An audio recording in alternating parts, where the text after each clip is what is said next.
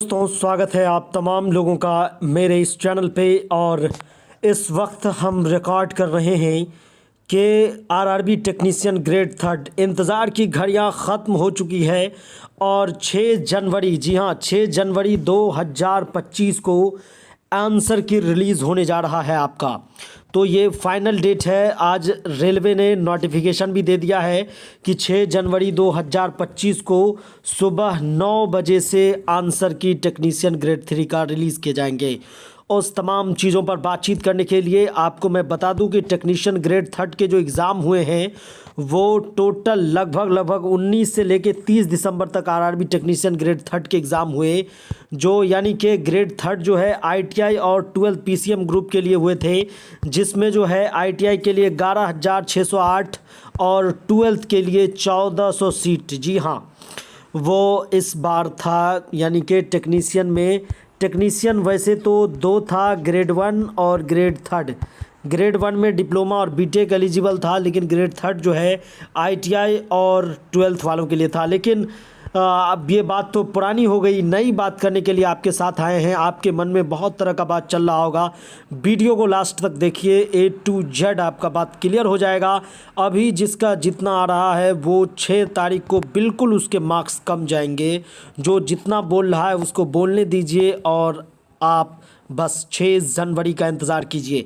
चलिए शुरू करते हैं। देखिए दोस्तों, थोड़ा सा रिव्यू दे दे कि टाइम ड्यूरेशन जो है आंसर की का वो 6 जनवरी से लेकर 11 जनवरी तक रेलवे के ऑफिशियल साइट rrb.dig.alm पर आपको दिखाए जाएंगे। और ये जो है इस एग्ज़ाम के बारे में कहा जाता है एक एग्ज़ाम काम तमाम, यानी कि 1:1 सिलेक्शन होने जा रहा है इसमें। एक सीबीटी, उसके बाद डायरेक्ट आप रेलवे के स्टाफ हो जाएंगे। चलिए डिस्कस करते हैं कि 6 जनवरी को जो महासंग्राम लाइव चलेगा उस पर क्या क्या आने वाला है। पहली बात तो उस पर आंसर की रिलीज़ होंगे, चैलेंज स्टार्ट होगा, क्वेश्चन एरर जो होगा उसको भी चैलेंज किए जाएंगे। ऑप्शन अगर मान के चलिए चारों ऑप्शन में से कोई अगर एप्लीकेबल नहीं है तो उस पर भी आप चैलेंज कर सकते हैं कि ऑप्शन फॉल्स है। तो इस तरह से। और दूसरी बात जो है, इसके प्रोसेस तो आप तमाम लोग सुन के हज़ारों यूट्यूबर से समझ गए होंगे। ओनली वन सीबीटी है, उसके बाद डॉक्यूमेंट वेरिफिकेशन है, मेडिकल है, उसके बाद ज्वाइनिंग है, और उसके बाद यहाँ जो है जिसका आपको वर्षों से इंतज़ार है, ये आपके घर में खुशियों का जो है प्रवेश हो जाएगा। चलिए बात दूसरा करते हैं कि कट ऑफ जो है इस बार का कैसे रहने वाला है। कट ऑफ के बारे में आपको बता दें। देखिए दोस्तों, मैं कुछ भी इधर उधर की बात नहीं कर सकता, जो बोलूँगा ऑथेंटिक बोलूँगा। और कट ऑफ जो है वो 5 चीज़ों पर डिपेंड करता है। पहली बात जो है, पहला बात आप किस जोन में फॉर्म फिल किए हुए हैं। पहला जो है आप जो है मान के चलिए रेलवे के टोटल 21 जोन है, उसमें से किस जोन में आप फॉर्म फिल किए हैं उस पर भी कट ऑफ डिपेंड करता है। तो zone wise, category wise, post wise, shift wise और एज या टाई अप का केस में। एज या टाई अप का केस इसलिए मैं यहाँ कंसीडर किया हूँ, अगर मान के चलिए दो मतलब कैंडिडेट हैं और उनका 80-80 नंबर आ रहा है, लेकिन उसमें से कैसे लिया जाए, तो जिसका ज़्यादा एज होता है रेलवे उसको प्रायोरिटी देती है, या नहीं तो जिसका 10th में ज़्यादा मार्क्स होता है उस हिसाब से भी लिया जाता है। जब वो भी इक्वल हो जाता है तो उसका जो है age wise date of birth के हिसाब से लेती है। तो आप समझ जाइए कट ऑफ जो कोई कुछ बोल रहा है कि ऐसा रहेगा वैसा रहेगा, कट ऑफ जो है जोन पे भी डिपेंड करेगा, category UR, OBC, SC, ST, EWS तमाम चीज़ पे डिपेंड करेगा। उसके बाद पोस्ट वाइज जो है, जैसे आप इलेक्ट्रिकल हैं, डीजल इलेक्ट्रिकल हैं, या फिटर हैं, या वेल्डर हैं, या फिर कारपेंटर हैं, या फिर कैरेज एंड वैगन है। उसके बाद शिफ्ट वाइज, यानी कि आपके शिफ्ट में कैसा एग्जाम का लेवल रहा, क्वेश्चन का क्या लेवल रहा, उस पर भी डिपेंड करेंगे। उसके बाद एज, यानी कि टाई अप के केस में ये बनता है, इस पे ज़्यादा चर्चा नहीं करना चाहिए। चलिए आगे बढ़ते हैं। देखिए दोस्तों, अभी जो भी आपको जो कुछ बोल रहा है तो आप डायरेक्ट बोलिए कि रुझान आएंगे तब पता चलेगा कि किस में कितना पानी है। अभी तो जिसको जो बोलना है उसको बोलने दीजिए, क्योंकि बोलने वाले को आप रोक नहीं सकते हैं।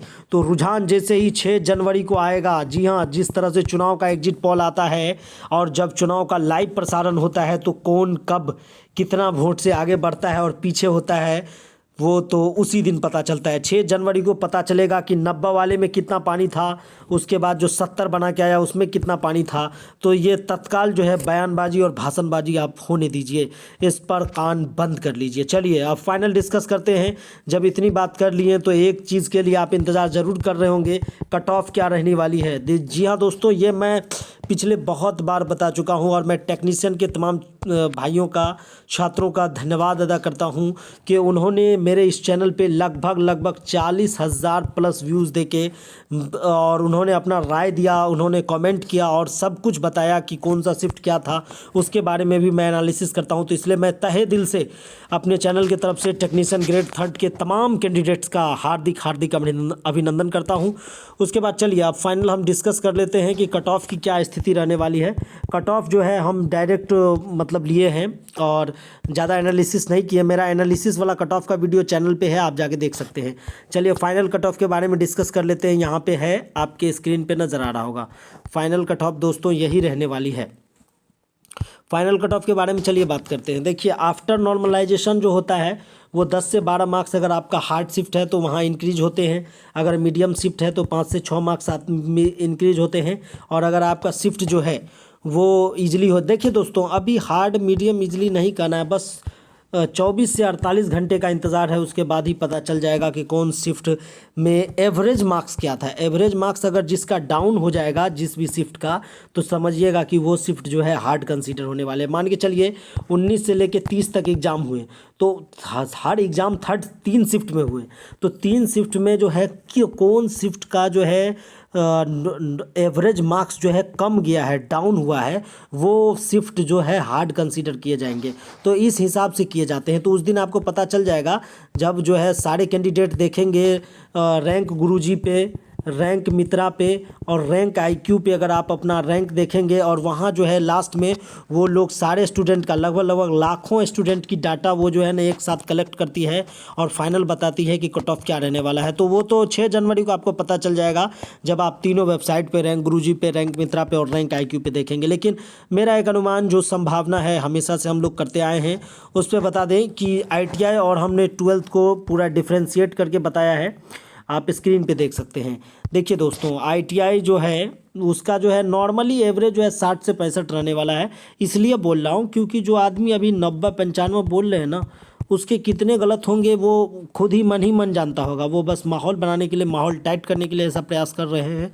लेकिन मेरा एक अनुमानित जो एक पैमाना है हम लोग का कट ऑफ डिसाइड करने का, वो UR जो है 70 से 75 जो है, OBC ITI का बोल रही है 68 से 73, EWS 66 से 70, SC जो है 60 से 65, ST 55 से 60, PWD जो है 50 से 55 रहने की प्रबल संभावना है।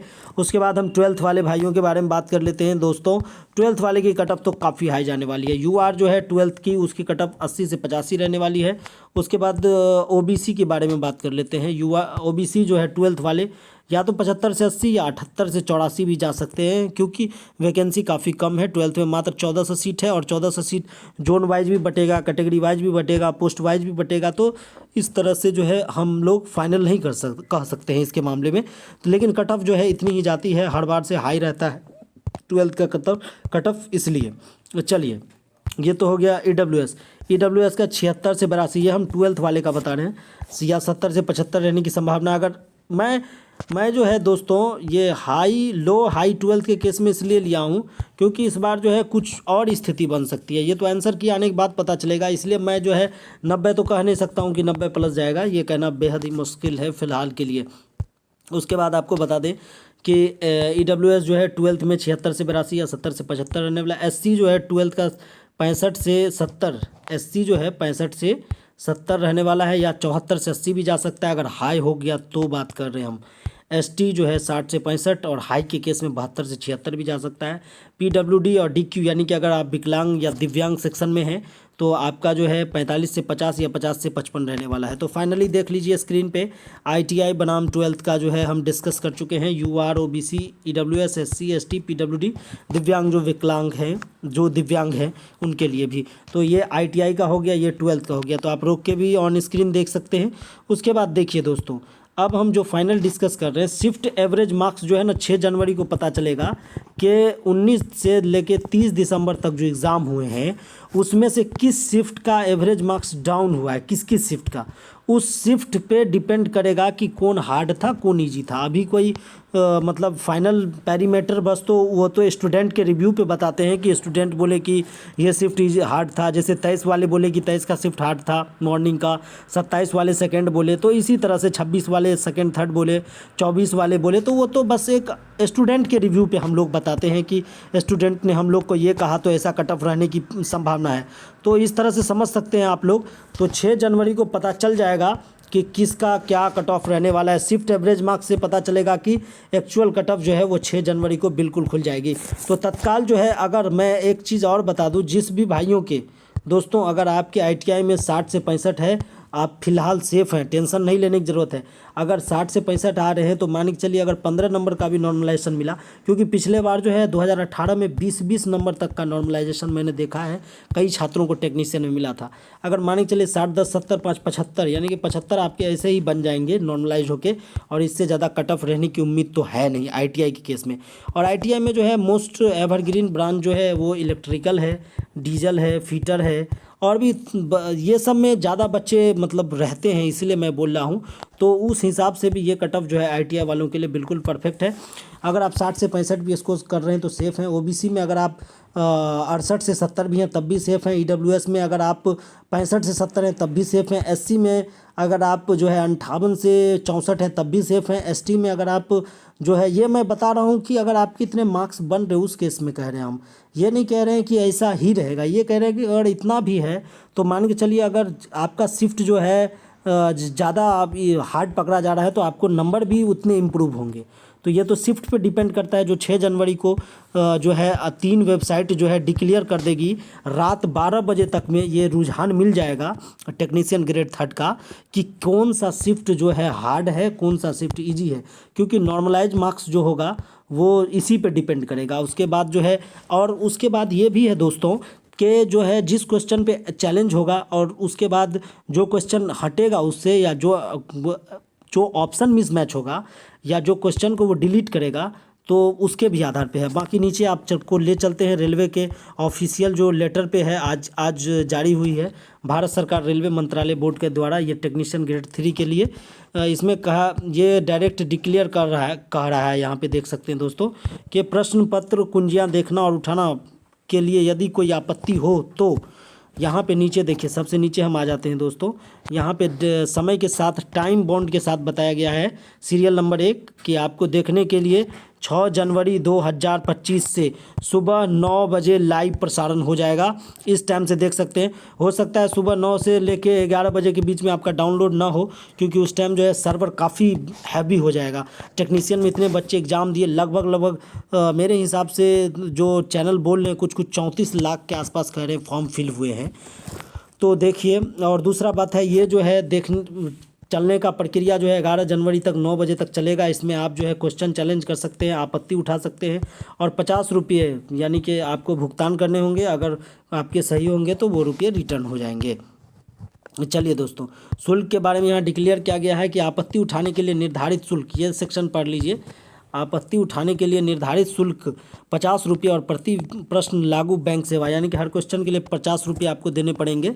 और उसके बाद जो है दोस्तों कह रहा है कि यदि उठाई गई आपत्ति सही पाई जाती है तो ऐसे में भुगतान किया गया शुल्क मान्य होगा और आपका जो है बैंक जो है वापस कर दिया जाएगा आपका पैसा। अगर आप जो चैलेंज करेंगे जो क्वेश्चन, वो अगर आपका मान के चलिए रेलवे कह दिया कि हाँ गलती हुई है हमसे, तो वो पैसा आपको रिटर्न कर दिया जाएगा। भुगतान का तरीका तो आप लोग जानते हैं, बताने की ज़रूरत नहीं है। डेबिट कार्ड से, उसके बाद UPI से, फिर बैंक के कॉर्पोरेट या नेट बैंकिंग से, या स्टेट बैंक के नेट बैंकिंग से, या कॉर्पोरेट के नेट बैंकिंग के से कर सकते हैं। ईजी, सबसे ईजी है। अगर आप कोई भी क्वेश्चन पे मतलब चैलेंज करेंगे तो आप अपने UPI से पेमेंट कर सकते हैं। और उसके बाद जो है NCERT को बेस्ड मानना है, यानी कि NCERT में अगर वो मतलब है और रेलवे का क्वेश्चन में वो गलती आ रहा है फॉल्ट, तो उसके आधार पे आपको साथ में सबूत भी देना होगा। ऐसा नहीं है कि मुंह उठा के चल दिए कि सर ये क्वेश्चन गलत है, हल्ला कर रहे हैं, लेकिन आपको एक ऑथेंटिक तरीका भी देना होगा। तो फाइनली ये आज का है दोस्तों। अब 6 जनवरी का इंतज़ार है, क्या स्थिति परिस्थिति रहने वाली है।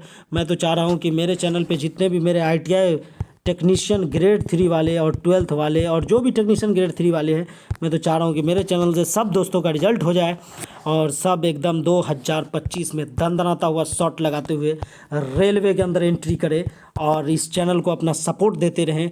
मैं बस यही आशा और उम्मीद करता हूँ। और तमाम तरह का, जी हाँ दोस्तों, मैं रेलवे के ऑल एग्ज़ाम को फ़िलहाल कवर कर रहा हूँ, चाहे वो ALP हो या JEE हो या NTPC हो या फिर आप कह लीजिए कि वो आपका, मेरा सबसे फेवरेट तो अभी टेक्नीशियन ग्रेड 3 है, इसी पे मैं सबसे ज़्यादा वीडियो बना रहा हूँ। और टेक्नीशियन ग्रेड 3 वालों से मुझे काफ़ी प्यार मिलता है, इसलिए मैं टेक्नीशियन ग्रेड 3 के लिए हमेशा स्पेशली वीडियो लाता रहता हूँ। तो दोस्तों बने रहिए इस चैनल के साथ, आपको तमाम अपडेट दिए जाएंगे। धन्यवाद। और जो भी लोग हैं, अब अपना भाई जिसमें विश्वास है, जो जिसमें मानते हैं, वहाँ एकदम प्रार्थना में चले जाइए कि इस बार बचा ले, क्योंकि 2025 का सूरज अगर आपका उग गया तो फिर ज़िंदगी रेलवे में पार लग जाएगी। धन्यवाद। चैनल के साथ बने रहिए, अपना प्यारा सा सपोर्ट दीजिए दोस्तों, घबराने की ज़रूरत नहीं है।